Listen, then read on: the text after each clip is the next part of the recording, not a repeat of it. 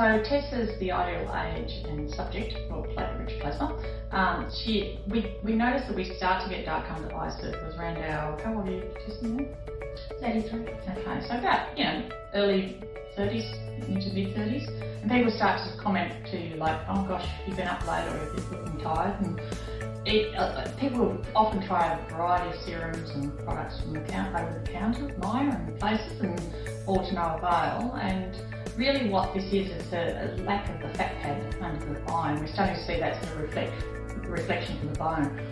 So that the dark eye circle is not actually just pigment, often it's just that aging process, the first thing we see when we start to lose our fat in our face.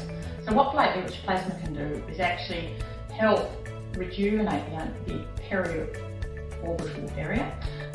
It can prevent and treat the dark eye circles. So after a period of about 6 to 8 weeks, most people notice an improvement in the texture and quality of the skin, as well as the pigment doesn't look so obvious. And people are commenting that instead of looking tired all the time, you look good. So it's definitely worth considering in this age group particularly. The other area we find quite useful to treat in the eye area is the upper lid, because as we get older we tend to get a bit of a lid ptosis, it's called. So some people find they get through the eyelids even at an early age, and everyone wants to avoid surgery if they can. So when I treat the under eye area, we usually treat the sort of crow's feet area as well as the top lid as well. And it's very safe platelet-rich plasma.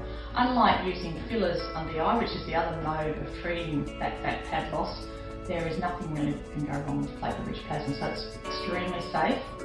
Our patients need to be aware that it can cause a bit of blurriness, a bit of swelling for about 2 to 3 hours after you've had the platelet-rich plasma, and of course a bruise.